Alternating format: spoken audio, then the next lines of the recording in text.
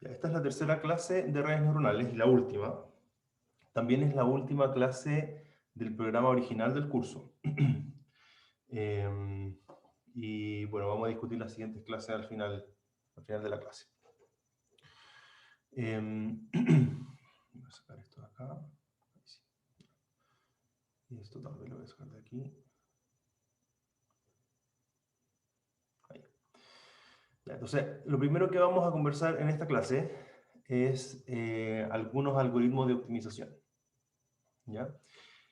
Que no recuerdo quién, parece que fue Benjamín, preguntó la clase pasada sobre algunos. Entonces vamos a ver brevemente tres. ¿Ya? Lo primero que hay que tener claro es que estos algoritmos de optimización, eh, como todos los métodos que hemos usado, usan la esperanza del costo. ¿Ya? Porque el costo uno lo formula en general en términos de el modelo estadístico asumido, ¿cierto? Pero como el modelo no es conocido, uno no puede tomar uno no puede calcular el costo, ¿cierto? Porque el costo en general va a depender de la distribución de los datos, que es precisamente lo que estoy buscando. Entonces, en general tenemos cosas de este tipo, que el J, el costo, es algo como eh, el problema de regresión, por ejemplo, es Y, mi dato, ¿cierto? Menos mi Y gorro de X, y, ya que es mi predicción, y eso lo tenemos al cuadrado, ¿cierto? Entonces, eh, y hacemos la suma de esto, ¿cierto? Bueno, a veces le ponemos 1 partido por n. Pero en realidad lo que nosotros queremos minimizar, esta suma es una aproximación de lo que realmente queremos minimizar, ¿cierto? Nosotros queremos minimizar algo que es de este tipo, algo que es la variable original, ¿cierto? Menos mi variable estimada al cuadrado. Y yo quiero minimizar esa esperanza, en realidad. ¿Ya? Ahora, por supuesto, la esperanza va a ser, eh, va a ser la integral de y menos y gorro al cuadrado, p de y, ¿cierto?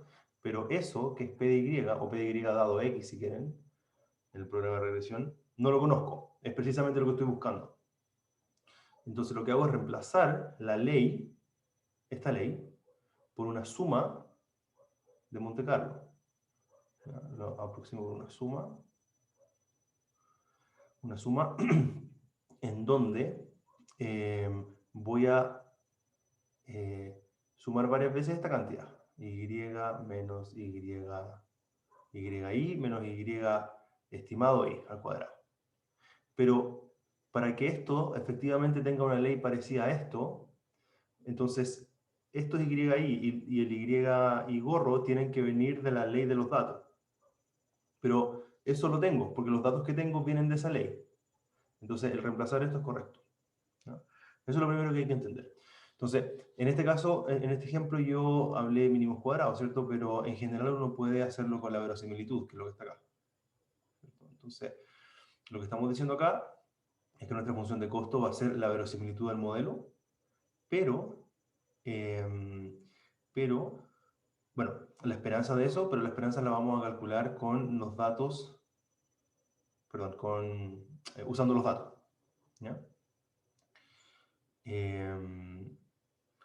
Entonces, y luego lo que vamos a hacer es que en general nuestro costo va a ser la log verosimilitud, ¿cierto?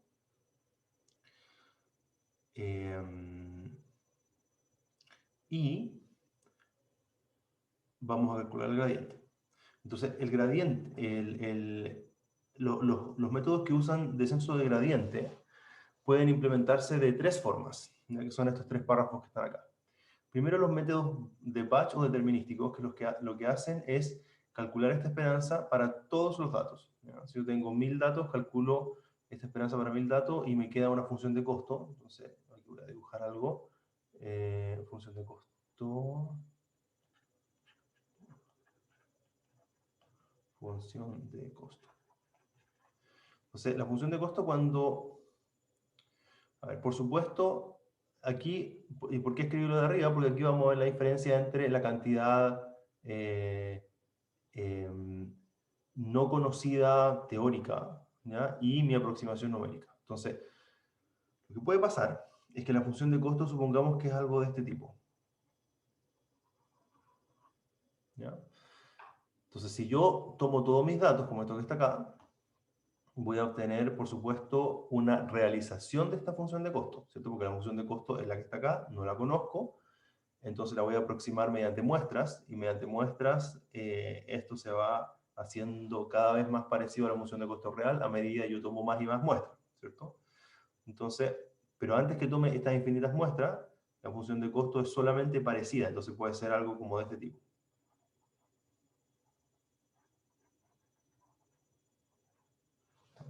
Me equivoqué, me quedé un poco doblado, tiene que ser función, ¿no? Algo así. Entonces, en realidad lo que voy a hacer es minimizar una función de costo que no es la función de costo teórica, que es una función de costo empírica, y si logro resolverla bien, voy a llegar a ese punto. Ahora, como pueden ver, es muy difícil resolverla bien, porque tiene muchos mínimos locales. Si yo uso el descenso del gradiente, en primer lugar, si uso el descenso del gradiente vainilla, si quieren, sin ninguna mejora, parto aquí y voy a llegar ahí, ¿cierto? O si parto aquí voy a llegar ahí. Si parto aquí voy a quedarme ahí al lado. Es muy difícil avanzar. De hecho, el mismo algoritmo cuando vea esto tan delgado va a decir, no, este no es un buen mínimo, y va a seguir, va a llegar allá, allá, no sé. ¿Ya? Entonces, estos son los métodos de batch o determinísticos, porque una vez que usaron los datos para calcular la función de costo, luego los datos no se usan más, ¿ya? Entonces la función de costo se considera fija. Hay otros métodos que usan un solo dato a la vez. ¿Ya? ¿Qué significa eso? Que en vez de usar esta suma sobre todos los datos, la voy a usar sobre un dato. Entonces en realidad no hay suma, voy a aproximar la función de costo solo por un término de esta suma. Entonces aquí le voy a llamar, el rojo es batch, ¿ya? Y eh, ¿qué color puedo usar? El celeste. El celeste va a ser estocástico. Estocástico o de una muestra. Entonces de una muestra, por supuesto, es una función mucho más simple. Puede ser algo así. Entonces, si yo minimizo esta función, voy a llegar acá. Pero en una iteración del gradiente voy a llegar ahí, ¿cierto? Ahora, cuando haga otra iteración del gradiente, va a ser otra función, igual de simple, que puede ser algo así. Pues ahí voy a llegar ahí. Y después otra función, voy a llegar ahí. Y así, ¿ya? Entonces, el mínimo va a ir saltando de punto en punto. Y cada vez que paso una nueva iteración, tengo una nueva función de costo, porque recuerden que la función de costo depende solamente de solamente una muestra. Entonces, en realidad, voy a corregirme algo que acabo de decir. Cuando voy cambiando una función de costo, no es que llegue al mínimo cada vez, como en el caso anterior, donde llego al mínimo porque la función de costo no cambia. O sea, lo que está pasando en la versión estocástica es que tengo la primera función de costo, que es esta, por ejemplo, la primera que dibujé, y yo parto aquí, ¿ya? Entonces, si parto aquí, el método gradiente me lleva a ser mínimo, que está ahí, ¿ya? Ahora, avanzo un paso y cambio la función de costo, y ahora la función de costo es esta. Entonces, como estoy acá, ahora estoy aquí en la función de costo, voy a cambiar el color para que se entienda, parto aquí, bajo en un paso el gradiente, llego acá. Cambio la función de costo, parto acá. ¿Y para dónde me llega el gradiente de esta nueva función de costo? Ahí, llego acá. Cambio la función de costo, ahora es esa, parto aquí. ¿Dónde me llega la función de costo? Hacia allá, y así. Entonces, la intuición detrás de esto es que promediando varias veces una función de costo que es mucho más simple, yo debería, en promedio, porque toda esta función de costo, lo que uno espera es que sus mínimos, S, S, S, al ir iterando varias funciones de costo, el mínimo converja al mínimo, o no converja porque siempre la voy cambiando, pero en promedio sea el mínimo real. ¿Ya? Entonces, yo probando distintas funciones de costo, debería llegar a este punto, o sea, debería estar como en abscissa igual esto, y cuando sigo iterando las funciones de costo, cada función de costo me lleva, me saca de este mínimo, por supuesto, porque si ahora pruebo esta función de costo, voy a estar aquí, me va a sacar, pero después voy a probar la siguiente y me va a llevar para el otro lado, entonces yo debería quedar como oscilando en este punto, de alguna forma.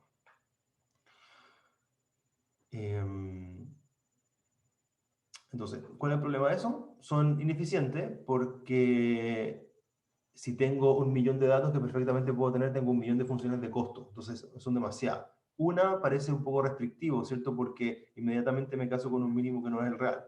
Muchas, siempre voy a quedar esto como orbitando, ¿cierto? No sé cuál puede ser un buen criterio de convergencia. Un criterio de convergencia de la forma, el mínimo ya no se mueve, no, pero aquí siempre se mueve, porque no le crea ninguna de las curvas, solamente el promedio. Entonces, ¿cuál creen que es un buen compromiso entre ambos? Voy a limpiar un poco la figura. Combinarlo. Hacer como mini batches y hacer cosas Entonces, verdaderamente este dados volumen en muy mini bajo, batch. no escucho. A ver, ¿puedo repetir? Combinarlos, me imagino. ¿Y qué es combinarlo? Sería, por ejemplo, no hacer, bueno, igual es como, me imagino que es el concepto de mini batch, po. Hacer como baches chiquititos y dentro de ese batch hago como centro gradiente, algo por el estilo. Bien, súper buena respuesta. El método intermedio, que vamos a llamar mini batch, ¿ya? Es ir iterando sobre la función de costo, pero no de una muestra, sino de un subconjunto de muestras. Y eso se llama métodos de mini batch, ¿ya? Porque es un batch como el comienzo, pero chiquitito, ¿ya? Entonces uno puede, por ejemplo, los datos que tengo, los divido en 100 subconjuntos y calculo 100 funciones de costo. Y cada vez que calculo un paso del gradiente voy cambiando la función de costo. Entonces, la nueva función de costo va a ser mucho más parecida a la del batch, ¿cierto? Y cuando yo itere sobre distintas versiones de ella, va a ir cambiando y va a ir cambiando el mínimo también. Ya, pero de una forma mucho más sutil que ocupando las muestras por separado. ¿Ya? Y en general todos los métodos se implementan con mini batches. Entonces, el mini batch es un compromiso entre la característica estocástica de usar una muestra, o sea que a ver, yo sé que los datos que tengo para calcular mi función de costo no me van a permitir calcular la función de costo en forma exacta, porque los datos que tengo son una realización, por supuesto, entonces voy a solamente poder reconstruir una realización de la función de costo. Entonces, es como hacer un tipo de bootstrap en donde yo prefiero tener múltiples realizaciones para poder calcular una esperanza, en vez de una realización que tiene menos varianza, pero por supuesto por supuesto tiene su propio sesgo, ¿cierto? Que no lo puedo calcular, ¿ya? Entonces mejor divido mis datos y calculo múltiples funciones de costo con la esperanza, literalmente acá, de que la media de ellas sea más cercana a la función de costo real.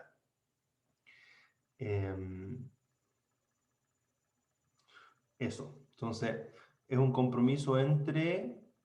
es un compromiso que me va a sacar del overfitting también, ¿cierto? Por ejemplo, si yo tengo una muestra, si optimizo la función de costo batch, voy a llegar aquí, ¿cierto? Pero si esta fuese una realización, en la siguiente realización seguro este pic no va a existir. ¿Ya? Ya. Entonces, y por supuesto, si hay una muestra que es muy, muy mala, perdón, un dato que es muy malo, y yo ocupo minibatch, ese dato, que puede ser un outlier, por ejemplo, se suaviza si yo lo ocupo en un subconjunto de otras muestras, ¿no? Tener un minibatch entero de outliers es muy, muy poco probable comparado con tener un solo outlier. Ya. Entonces sigamos ahora con algunos algoritmos específicos de optimización. Entonces, aquí algunos algoritmos. El primero que les voy a contar es el promedio móvil.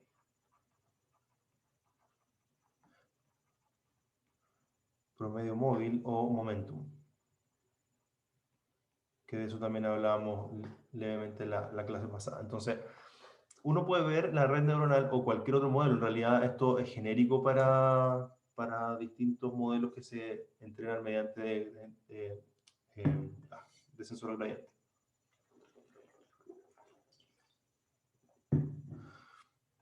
Entonces, tenemos la red.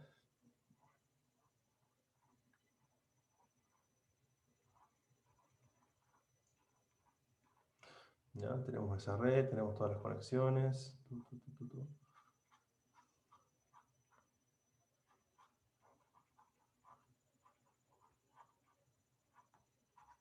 Tenemos esta red. Entonces la red nos va a dar una entrada. Perdón, nosotros le vamos a meter una entrada a la red, que es un X, ¿cierto? Y la red nos va a dar una salida. Y a la red nosotros le inyectamos unos pesos. Está claro, ¿cierto? Entonces, ahora la pregunta es, cuando nosotros hacemos backpropagation, lo que hacemos es modificar este peso, ¿cierto? Entonces, ese peso, en realidad, tiene su propia dinámica. ¿Ya? Tiene su propia dinámica, que es la siguiente. Bueno, esto que está acá es y igual nn de x, coma w. ¿Ya? Este w es también un sistema dinámico, ¿cierto? Que es wi más 1 igual wi. Pero le voy a cambiar la notación para hacerlo igual que la slide. Teta. Los parámetros los voy a llamar teta.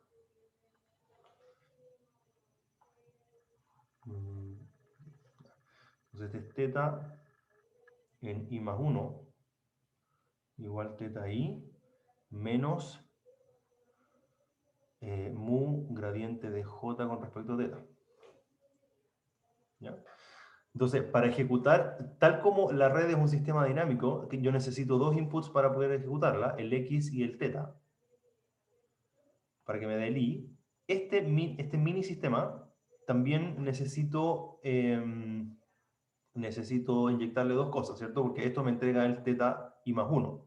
Pero necesito el teta i, o sea, el teta en primer lugar se devuelve, porque lo uso de nuevo en la siguiente iteración, y el gradiente de j. ¿Ya? Entonces, el gradiente de j lo voy a calcular en otra cajita. ¿Y cómo lo calculo? Gradiente. Lo calculo con el y, con mis datos están acá, ¿cierto? xi, yi, igual 1 con mis datos. ¿Y qué más necesito? Bueno, y la función de costo, pues. Si es mínimos cuadrados, si no sé qué cosa. Y por supuesto el parámetro también. ¿Ya? Entonces hago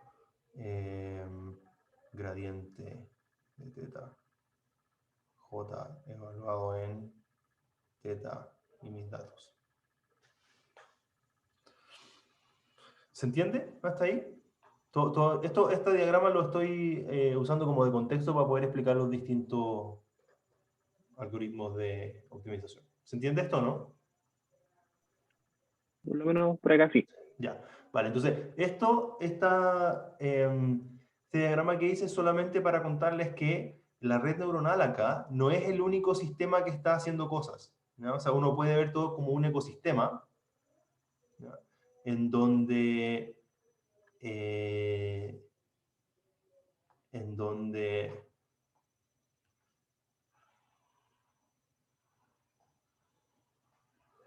yo le meto mis datos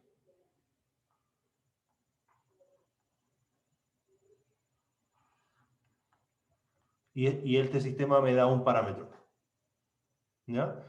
Y a medida este sistema itere, porque o sea, esto es estático, ¿cierto? Esto es estático porque cada vez que le entrego un X, me sale un Y, y si después le entrego otro X, me va a salir el mismo Y, ¿cierto? Pero esta parte aquí es dinámica. Entonces, este teta, cuando yo grafique en el tiempo esto, va a partir como así, y se va a estabilizar, ¿ya? Y es ese el buen parámetro de la red neuronal. Entonces, solamente para decirles que todo esto en conjunto se puede ver como un sistema dinámico. ¿Ya? Un sistema que va evolucionando en el tiempo. Entonces, esto que graficas acá es, si quieren, vainilla stochastic gradient descent, ¿ya? Que es simplemente tomar mis datos, tomar la salida de mi red, que voy a denotar así, ¿ya? Para diferenciarlo del dato real.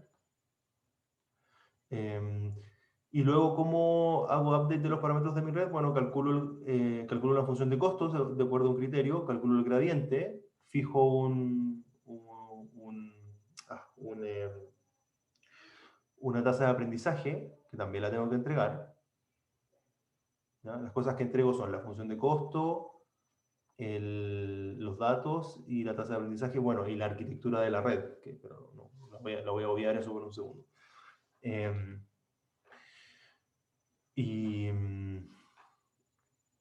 Entonces fijo una tasa de aprendizaje, hago la actualización del parámetro y vuelvo a ejecutar la red. Ahora la red le voy a pasar de nuevo todos mis datos, me va a generar de nuevo una colección de estimaciones de Y, vuelvo a calcular el costo, vuelvo a calcular el gradiente y voy de nuevo, así. Ya. Entonces, veamos esto es vainilla SGD, listo. Veamos algunas variantes. Entonces, una variación que uno le puede hacer a esto es lo siguiente. El criterio de promedio móvil. Entonces, esta modificación consiste en promediar el gradiente con su valor en la iteración anterior. Ya, perfecto. Entonces, en vez de pasar directamente el gradiente para calcular el peso, perdón, para calcular la actualización del parámetro, yo puedo incluir aquí adentro otro sistema dinámico. Entonces, por eso lo hice así, ¿ya? Voy a borrar esto un poquito aquí.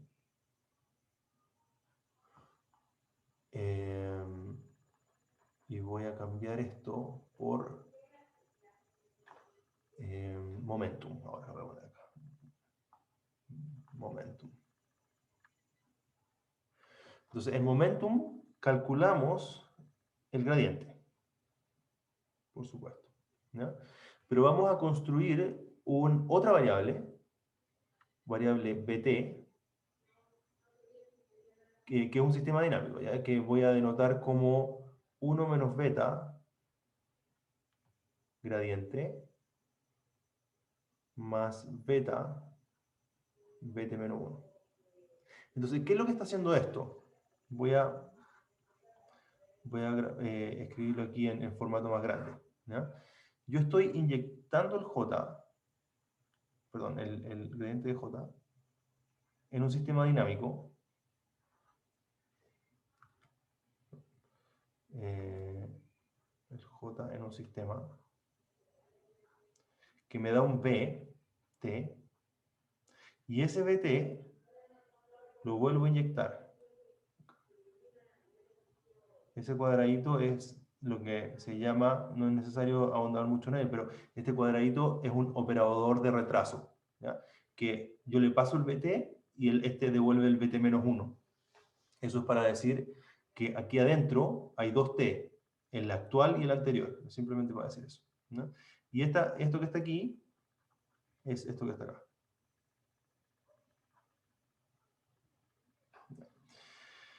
Entonces, si ven, lo que está pasando aquí es lo mismo que está pasando acá.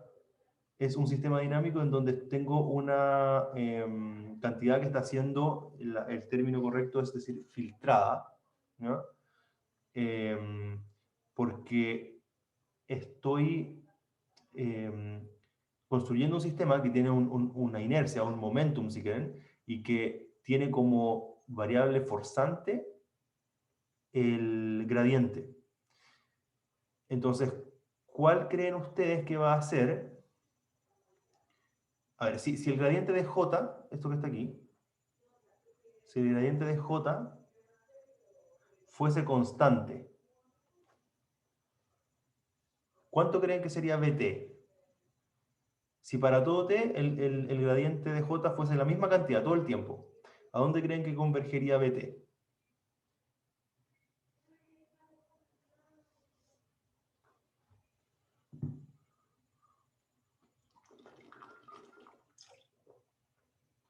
Bueno, podemos partir también del supuesto que B0 igual 0.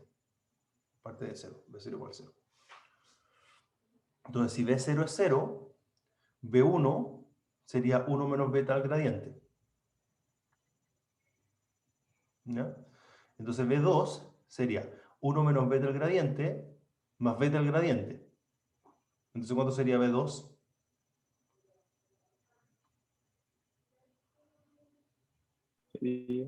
Sería 1 menos beta al gradiente por beta por 1 menos beta al gradiente. O sea, sería el gradiente por 1 menos beta más beta por 1 menos beta.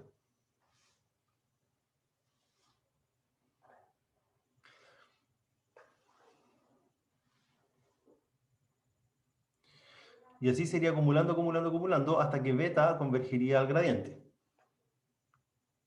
¿Ya? Entonces, otra forma de ver eso bien rápido es decir, BT y BT menos 1, o sea, si el gradiente de J es constante, en el límite BT y BT menos 1 tienen que ser lo mismo. Entonces, si son todos lo mismo, BT tiene que ser igual al gradiente de J. ¿Ya? Entonces, si el gradiente de J es constante y de repente cambia, hace un salto y es constante de nuevo, el BT va a seguir ese salto, pero suave. ¿Cierto? Entonces, si tengo un gradiente que es como de este tipo y después así, el BT va a converger a ese valor y después va a ser así, y después, si esto vuelve a cambiar, va a ser así. Entonces, es una versión suavizada del gradiente. Por eso se dice que tiene momentum.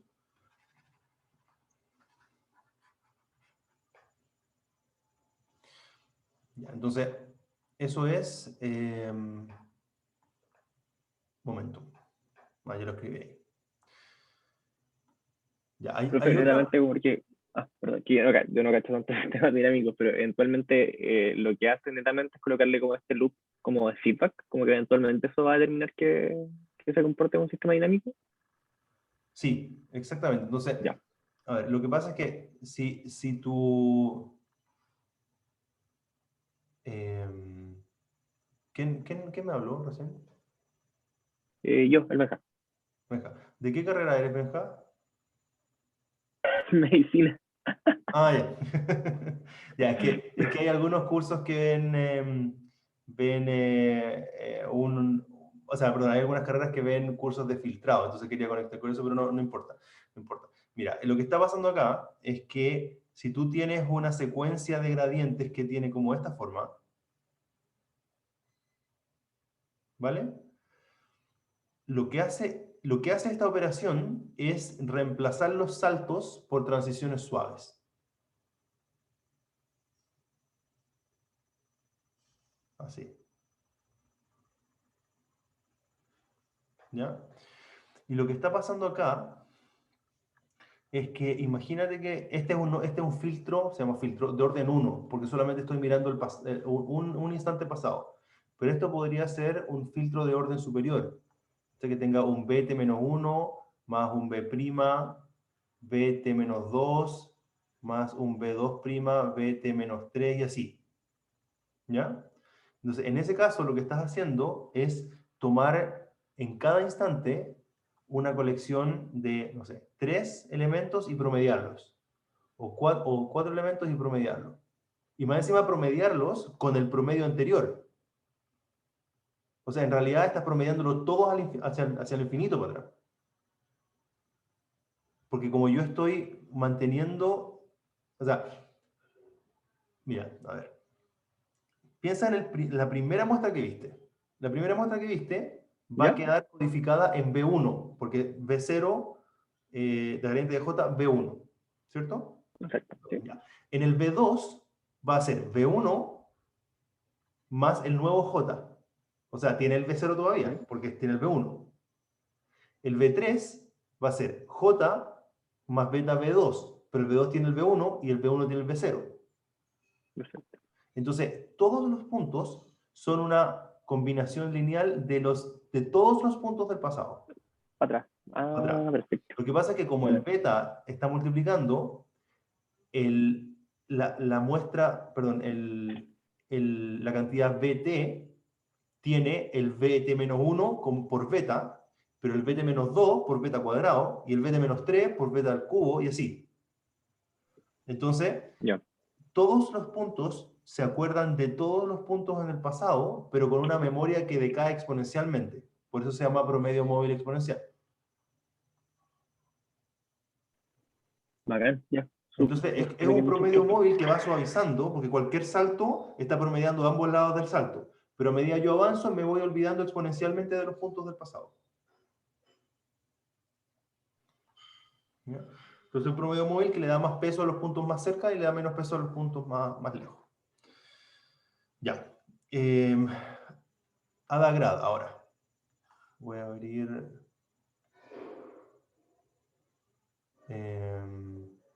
no sé cómo agregar una página nueva. Page. No, layer.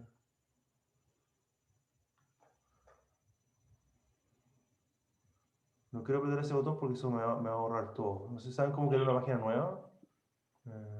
View. Sidebar. Ahí está.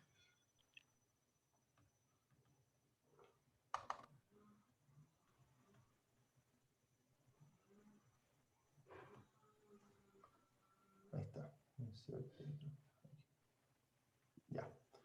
Al siguiente. Ahora, Adagrad y creo que vamos a llegar hasta por aquí nomás, pero Adagrad es bien relevante por lo siguiente. En general, uno puede tener una función de costo, que es de este tipo, ¿cierto? Y yo siempre la dibujo en una dimensión. Pero si uno la ve en 2 dimensiones o más hacia allá, no, para allá, por supuesto, no va a ser lo mismo, no va a ser así, así, ¿cierto? Va a ir cambiando. Podría ser algo así, ¿cierto? Entonces, en una dimensión del parámetro, la función de costo puede variar en una forma y en otra dimensión de otra forma. Entonces, el fijar la tasa de aprendizaje es problemático cuando yo tengo muchos parámetros, porque si bien uno asume que los parámetros son como del mismo orden de magnitud, porque todas las neuronas tienen la misma función de activación, eh, antes que esto converja, o sea, antes que el aprendizaje efectivamente se estanque y yo aprenda los parámetros, estoy en el régimen que se llama transiente, ¿ya? En donde los pesos están cambiando mucho. Y puede haber algunos parámetros, alguna coordenada del vector de parámetros, que esté en una región que es muy suave, perdón, que es muy plana, está a punto de converger, o está aquí, ¿cierto? Y puede haber otro parámetro que vaya full como en el descenso del gradiente.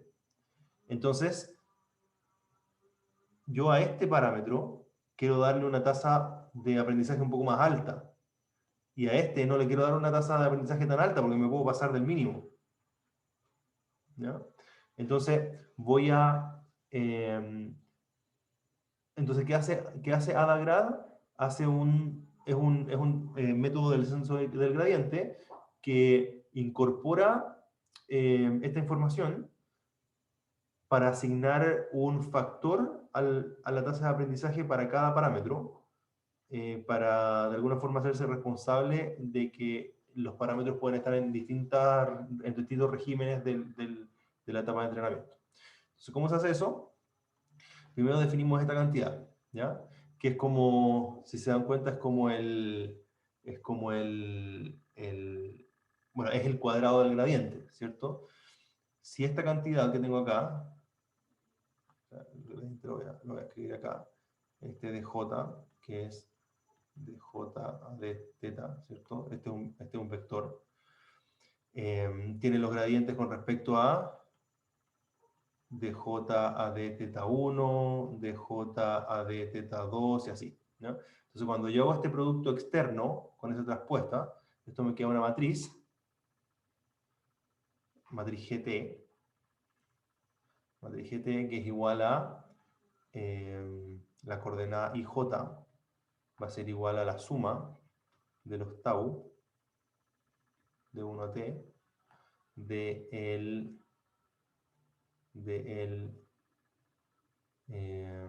perdón, lo que me importa es el DI, es el II.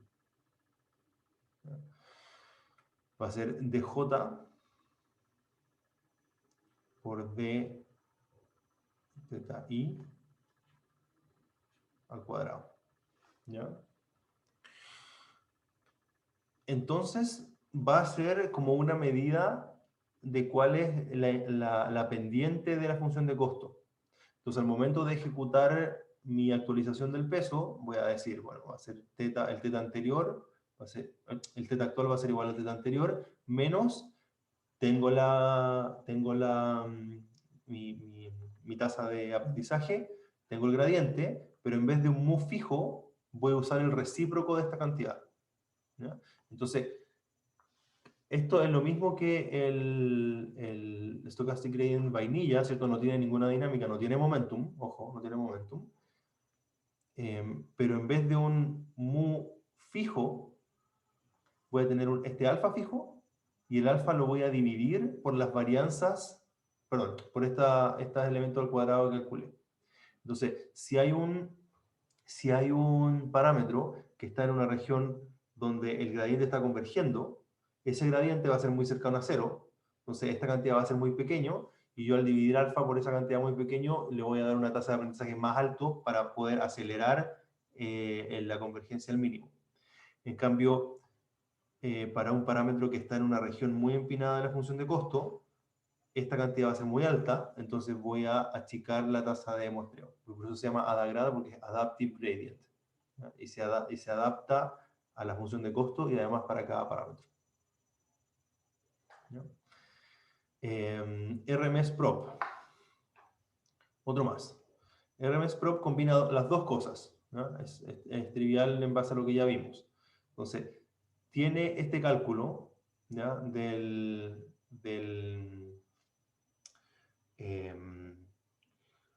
de esta como curvatura de la función de costo, ¿cierto? Pero además además aplica momentum, ¿no? Entonces él aplica un momentum ahora en la tasa de aprendizaje. Entonces, ¿cuál es el objetivo de eso? Que si tengo una función de costo que es así, y yo vengo por aquí, y empiezo a caer acá, si ocupo ADAGRAD, probablemente esta pendiente va a inmediatamente acelerar acelerar mi tasa de aprendizaje, y el gradiente más la tasa de aprendizaje seguramente voy a ir muy rápido hacia ella. Entonces lo que hace esto es esa tasa de aprendizaje ponerle un momentum que está acá. Aquí está escrito de forma vectorial, aquí está escrito para una sola muestra, ¿no? Y Adam, que es a lo que queríamos llegar, que es probablemente todos los que están entrenando redes neuronales están entrenando con Adam, es la combinación de todo lo anterior, ¿no? Pero además Adam calcula para la media y la varianza del gradiente. Entonces, si se dan cuenta acá, lo que está pasando es que uno está haciendo una dinámica para la varianza del gradiente. Por eso esto sí. Antes, en el momentum, estábamos haciendo una dinámica para el gradiente. ¿Ya? Entonces, lo que hace Adam es calcular la media móvil del gradiente y la varianza móvil del gradiente. Y cuando tiene que ejecutar la actualización del peso, ocupa no el gradiente actual, sino una media móvil del gradiente y además normalizado por una varianza también móvil.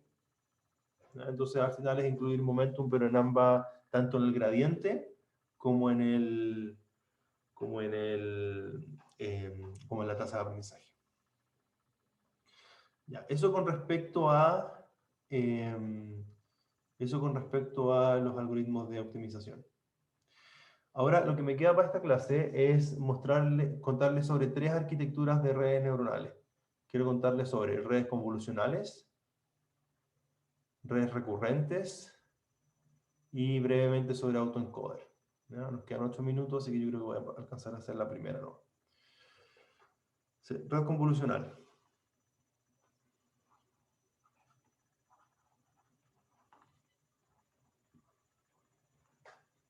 O CNN.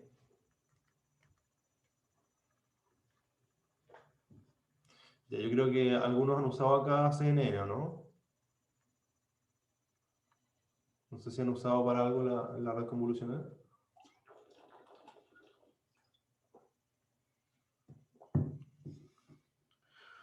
¿Alguien, voy a responderme por el chat también, ¿alguno de aquí ha implementado una red convolucional? Yo cero. O sea, en general, así como súper de alto nivel y reciclando código, pero nunca desde cero. Pero, ¿cómo? O sea, pero ¿has implementado una como en PyTorch o en Sí, TensorFlow?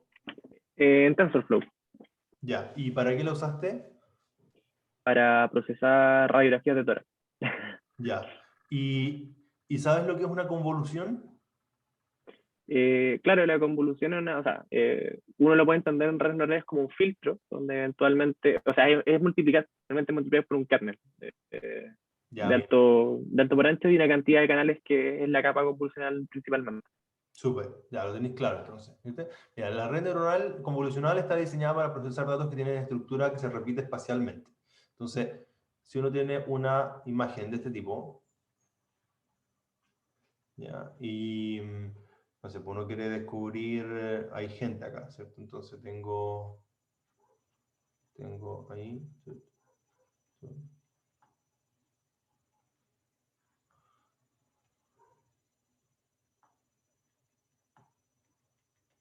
¿Ya? Entonces yo quiero descubrir dónde están las caras, qué es lo que hacen las cámaras cuando uno hace el autofocus, encuentra el ojo y hace el focus en el ojo. ¿Ya? Entonces, em, una forma de descubrir esas caras es pasando un filtro. ¿Ya? Em, así, un filtro de, no sé, 5×5, por ejemplo. ¿Ya? Y ese filtro no sé qué forma tiene que tener, ¿ya? Pero si se dan cuenta, este filtro yo puedo aplicarlo acá y hacer el producto punto en esta sección de la imagen. ¿Qué significa el producto punto? Es multiplicar cada cuadradito de mi filtro o kernel con cada punto correspondiente a la imagen. Y eso me da un número escalar. Después me corro hacia el lado, me corro hacia acá y lo vuelvo a hacer de nuevo. Y me va a dar otro S. Y así, y luego voy pasando por toda la imagen. ¿Ya? Por supuesto, este filtro, si la imagen es a color, este filtro tiene que ser de, no sé, D por 3, porque la imagen las imágenes en colores son en realidad 3 imágenes. Y así. Entonces, a mí me gustaría que cuando el filtro pasa por encima de una cara, el S sea grande. ¿Ya? Y cuando el filtro pasa por un pie, el S sea chico, porque yo quiero detectar caras. Entonces, como como este filtro es un producto punto, ¿qué creen que tiene, qué forma tiene que tener el filtro para que cuando vea un ojo de un número alto? O sea, si yo tengo dos vectores, B, T, U, y hago el producto punto entre ellos, que es eso que está ahí, que es igual a B, U, y U es fijo, yo me pregunto, ¿quién tiene que ser B para que esto sea máximo? B tiene que ser U. Ya, porque son dos vectores que tienen que estar alineados para que su producto punto sea máximo. Por supuesto, restringiendo la norma de U, que es lo mismo que hacíamos en Super Vector Machines. Ahora, pero no puedo hacer un filtro que sea un ojo, porque son todos los ojos distintos. ¿Ya? Entonces, como el ojo promedio. Es como el eigen ojo, es como el ojo propio, así como el vector propio, el ojo propio. ¿Ya? Entonces,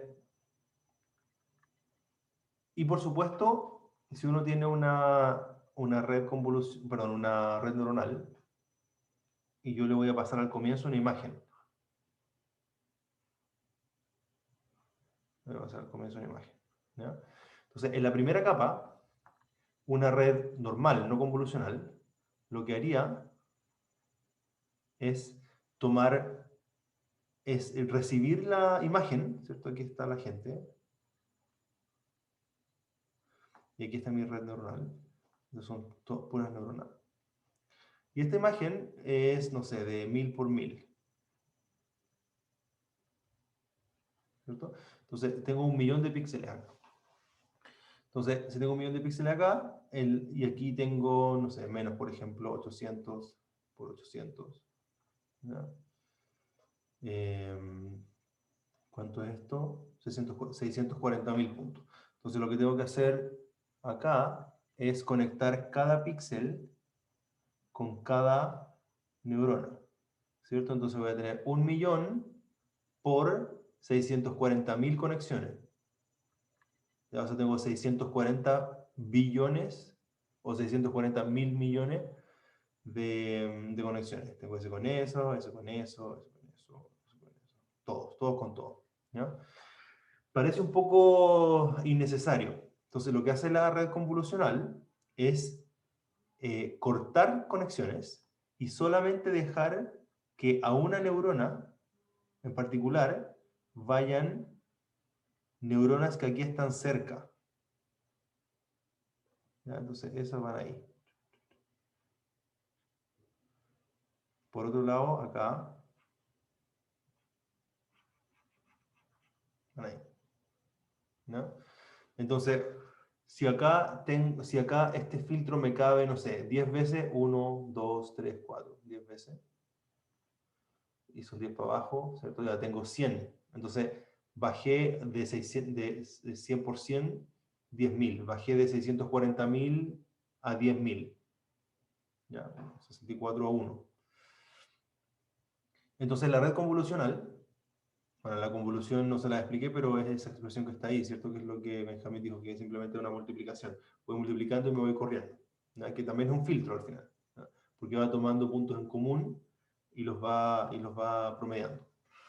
Entonces, pero lo más importante de aprender de la red convolucional, que mucha gente la usa y no se da cuenta, porque uno al comienzo no se da cuenta que la red está haciendo eso.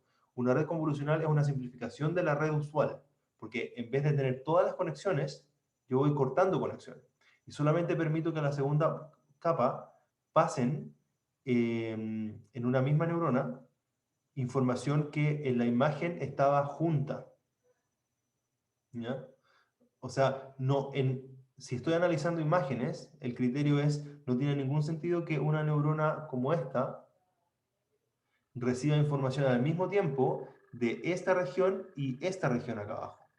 Porque si estoy buscando estructura en la imagen y caras o formas, tengo que mirar regiones que están cerca la una de las otras, ¿no?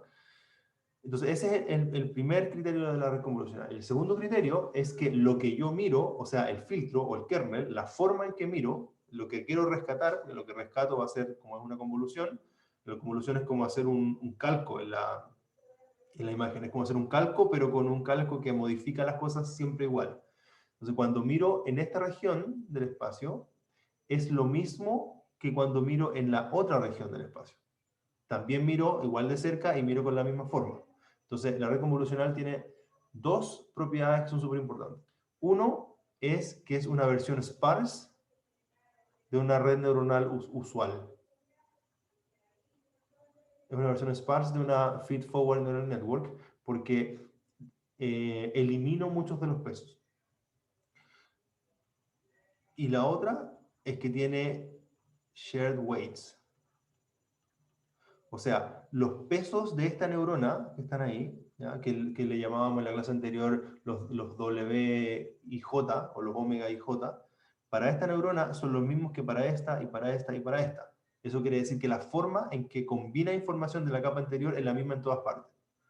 Entonces pasé de tener 640.000 millones de pesos, no pesos chilenos, sino pesos de conexión, un parámetro, a tener, por ejemplo, supongamos que sigo con el mismo tamaño, 1000 por 1000, voy a asumir que mi filtro va a ser de 50 por 50, con un stride de 20. ¿Ya? El stride es cuando corro el kernel, no lo corro de a uno, porque si lo corro de a uno, estoy viendo imagen, voy a ver casi lo mismo. ¿Ya? Entonces tengo que correrlo con una tolerancia, y esa tolerancia se llama stride. Entonces vamos a asumir que el stride es de 20. Entonces si tengo esta ventana que es de 50 y tiene un stride de 20, ¿cuántas ventanitas me caben acá? En realidad una aproximación es dividir el 1000 por 20 nomás. Porque lo voy usando cada 20. La última no me va a caber, pero es fácil decir 1000 dividido en 20, voy a tener 500 ventanitas para allá. ¿Ya? Y para abajo voy a tener lo mismo. Entonces voy a tener 500 por 500 convoluciones. ¿Ya? Y esos 25,000 son 250.000 convoluciones. ¿Ya? Ahora, entonces tengo 250.000 en vez de 1.000.000. Ahora, la gran pregunta, perdón, no, aquí hice algo mal. No, está bien, está bien. 250.000. Ahora, no parece mucho bajar de 640.000 a 250.000. Claro, pero son 250.000 convoluciones. Pero todas las convoluciones tienen los mismos pesos. Y si mi filtro es de 50, les dije 50 por 50, entonces la cantidad de pesos que tengo es de 2.500 pesos. ¿No? Cada ventana tiene 2.500 pesos. Ahora, por supuesto, no solamente quiero detectar ojos, quiero detectar nariz, boca, oreja, mano, ropa, ¿cierto? Pero por muchas cosas que quiera detectar, nunca va a ser del orden de millones. ¿Ya? Pensemos en 50 filtros. ¿Ya? Esto por 50. ¿Ya? Entonces esto es 125.000. ¿Ya? 5 por 25, 125, 125. ¿Ya? Entonces bajé, con la red convolucional, bajé de 640 millones de parámetros a 125.000 parámetros. ¿Ya? Y eso es súper importante porque permite analizar imágenes. ¿Ya? Porque si yo soy completamente agnóstico de las imágenes y estoy diciendo, ¿sabes que voy a efectivamente implementar mi red neuronal en imágenes que pueden tener estructura que justo cuando aparece un píxel aquí de un tipo y acá de otro tipo, entonces se activa? Pero eso no tiene ningún sentido para imágenes que tienen una interpretación visual. ¿Ya? Uno, por supuesto, mira en regiones de la imagen y identifica formas. ¿Ya? O sea, si yo estoy mirando una imagen y aquí tiene un píxel verde, si aquí aparece otro verde, no es algo que yo quiera identificar.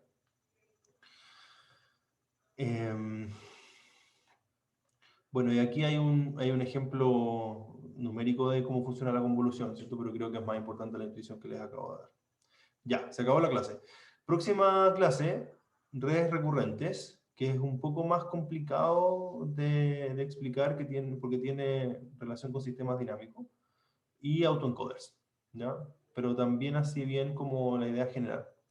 Con esto se acaba el material que teníamos originalmente para el curso, ¿ya? Avanzamos bien rápido, lo que es bueno. Y les voy a contar los próximos pasos, porque vamos a hacer algunas clases extra de temas que no estaban. Estoy pensando cuáles. Y además, me gustaría que tuvieran algunas sesiones para conversar con los ayudantes y auxiliares para que cada uno hable de su proyecto. Entonces, oficialmente quedan 4 semanas para este semestre, pero creo que hay una semana que es de receso. Entonces quedan 6 clases. De esas 6 clases, tengo que terminar esta, así que me quedan 5 y media. Y había pensado en esas 5 y media que quedan, que pueden algunas discutir lo del proyecto, cada uno con su tutor ayudante, y otras yo puedo hacer un par de clases de temas que no estaban originalmente en el programa. Pero lo vamos a discutir durante la semana y les cuento hacia el final de esta semana. Eso, no sé si hay preguntas, ¿lo dejamos hasta acá?